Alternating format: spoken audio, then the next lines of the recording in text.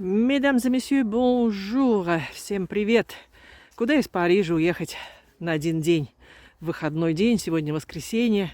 И чтобы не очень далеко было, километров 50-60, не больше. Да, вот хотя бы сюда, в лес Фонтенбло. Лес Фонтенбло, огромный лес. Это 60 километров от Парижа. Дорога у меня заняла час. Париж-Фонтенбло. Вернее, сюда я приехала деревня Барбизон, потому что лес огромный. И вот здесь находится, например, деревушка Барбизон, по которой мы сейчас прогуляемся. Но сначала я хочу погулять по лесу, подышать чистым лесным воздухом. В этой части Фонтенбло очень много хвойных деревьев, поэтому свежий, чистый воздух. Сегодня плюс 4 градуса. Приятная погода, не холодно.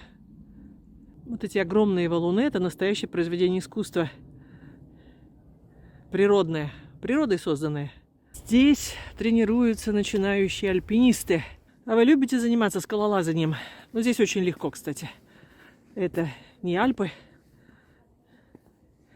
Здесь очень, конечно, здорово гулять. Просто замечательно. Когда издалека смотришь вот этот барельеф на камне, издалека кажется, что это Карл Маркс и Фридрих Энгельс.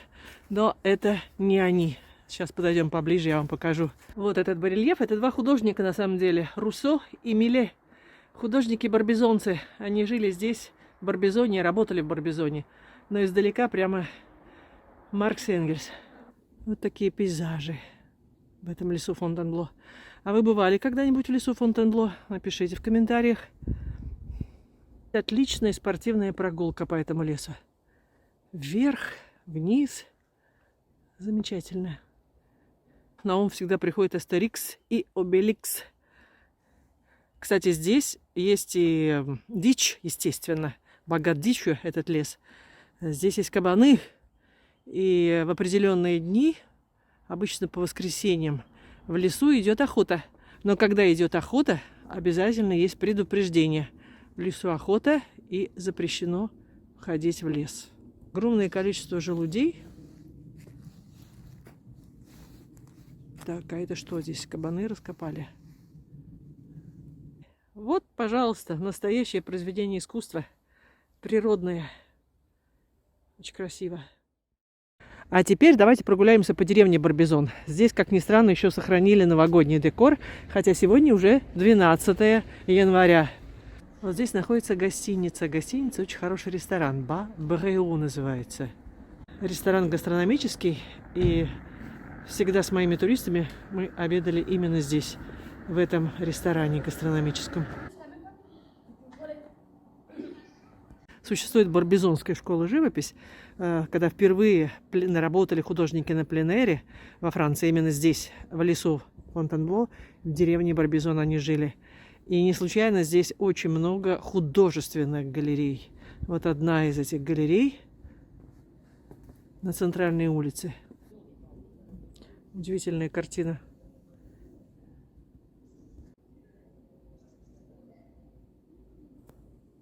А здесь еще одна гостиница. По-французски читается «Le Pléiades». Отель, спа и ресторан.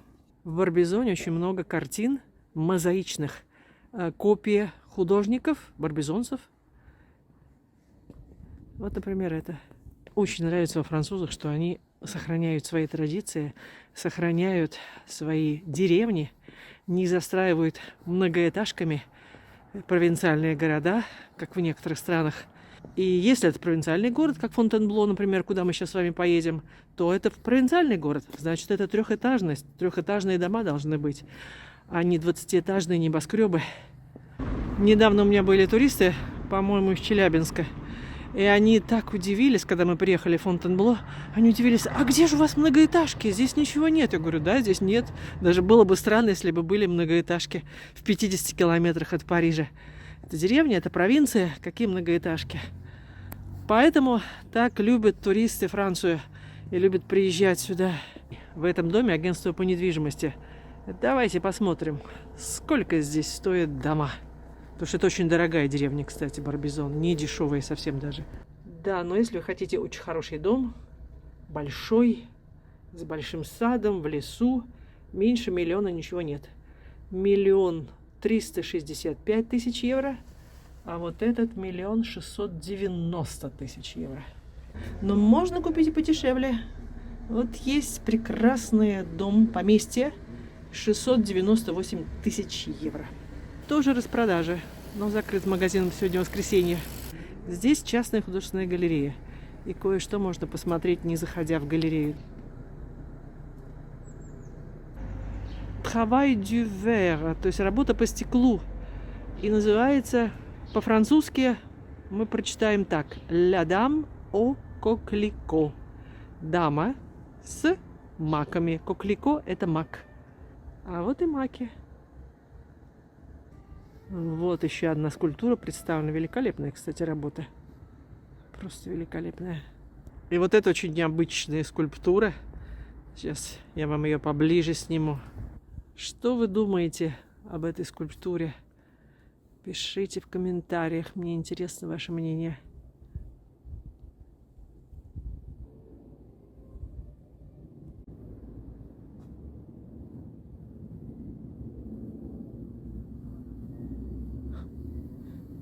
Мышка от компьютера.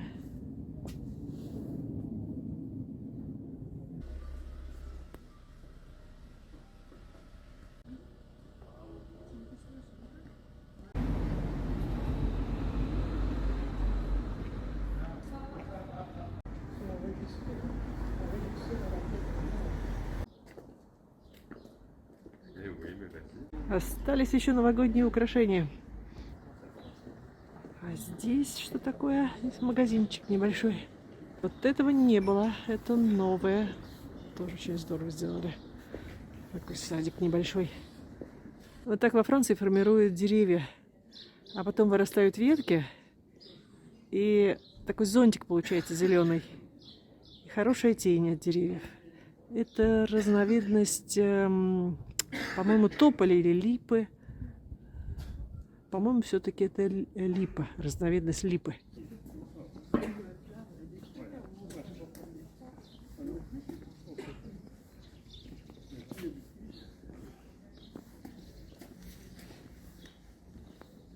На елке еще огонечки. А это церковь местная. В каждой французской деревне есть обязательно монумент памяти тем, кто погиб в годы Первой мировой войны. 14 и 18 годы. 1914-18 годы, естественно. И здесь перечислены имена тех, кто жил в этой деревне, ушел на войну и не вернулся. Ты зашла в церковь деревенскую. Никого нет.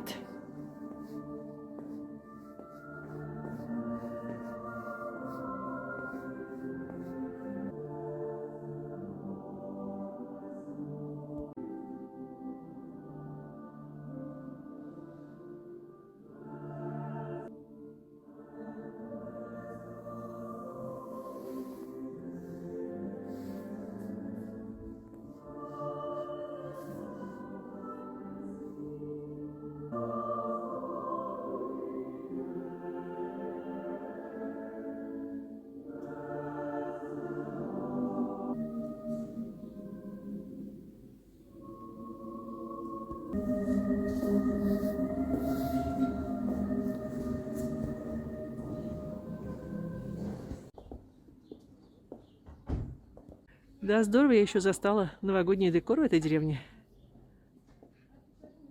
Вот это есть мозаичная копия картины художника Руссо «Лес Фонтенбло».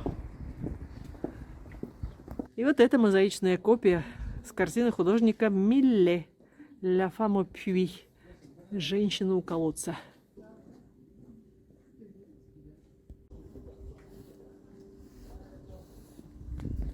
А вот это булочная. Я зашла сейчас в эту булочную и купила багет, une багет. Потому что если в деревне только одна булочная, то естественно, что самый вкусный хлеб и самые вкусные круассаны это именно в этой булочной. Багет традиционный, багет я вам уже рассказывала в коротком видео, можете посмотреть. Она хрустящая корочка, она вкусная, просто объедение, объедение. Надеюсь, что вы сейчас услышите хруст французской булки. Вы только посмотрите этот круассанчик.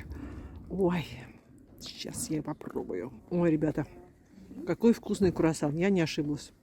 Если в деревне только одна булочная, там будут самые вкусные круассаны и самые вкусные багеты. Эта копия, наверное, самой знаменитой после Джаконды картины в мире. Анжелюса. Жан-Франсуа Милlet. Оригинал музея Орсе, естественно.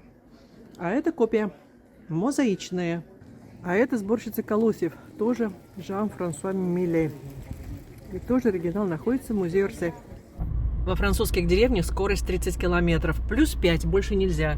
И вот вы видите такие лежачие полицейские. Не притормозишь, подскочишь до потолка.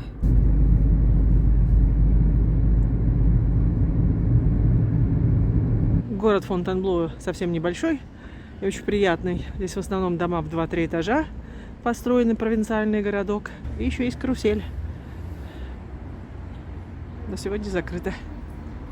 От деревни Барбизон до города Фонтенбло и замка Фонтенбло всего лишь 10 километров. Почему бы не заехать? Тем более, что я давно уже не была в замке. Знаменитая галерея Франциска I. Первой половины 16 века. Ренессанс. Со времен Средневековья, от Людовика VI и до 70-х годов XIX века, до императора Наполеона III, Фонтенбло был одновременно резиденцией и охотничьим замком французских королей. Первая историческая версия происхождения замка относится к 1137 году. Сохранилась грамота короля Людовика VI, который свидетельствует, что в ту далекую эпоху здесь был королевский домен. В 1191 году король Филипп Август в замке праздновал Рождество. Людовик IX Святой, благочестивый и мудрый, находивший особое удовольствие в уединении, первым стал расширять маленький замок пристройками. И до сих пор стоит квадратный донжон, который носит имя короля Людовика Святого. Карл V хранил в этом замке свою превосходную библиотеку, позже перевезенную в Париж. По письмам Карла VII своей матери Изабелле Баварской известно о возобновлении строительства замка в годы его правления. Франциску I замок Фонтенбло достался запущенным и полуразвалившимся. Покоренный красотой природы, король решил здесь обосноваться, рассудив, что столь удачное местоположение замка позволит возродить старую традицию королевских охот. Современные документы приводят такие слова короля: «Мы приняли решение создать здесь в будущем нашу резиденцию, чтобы получать удовольствие от названной местности и от охоты на лис, рыжих и черных, которые водятся в лесу Бьера и его окрестностях». Тогда лес назывался не Фонтенбло, а лес Бьера. Король Генрих IV. Кстати, это не живопись, это гобелен XVIII века. И все последующие монархи, Генрих II, Генрих III, Генрих IV, Людовик XIII, XIV, XV, XVI, украшали Фонтенбло, перестраивали Фонтенбло, приезжали охотиться в лес Фонтенбло. Наполеон I очень любил этот замок. Это он сказал: «Фонтенбло – настоящее жилище королей».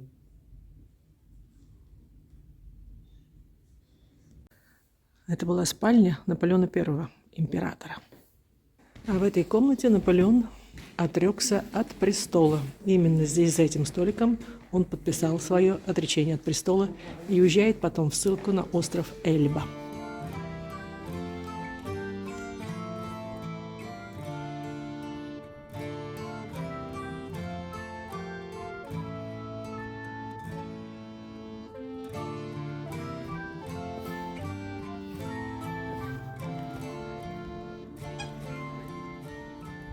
Какой красавец. Посмотрите, какой он красавец, этот лебедь. А вот они и карпики откормленные. Еще один лебедь. Уточки. Прекрасный парк.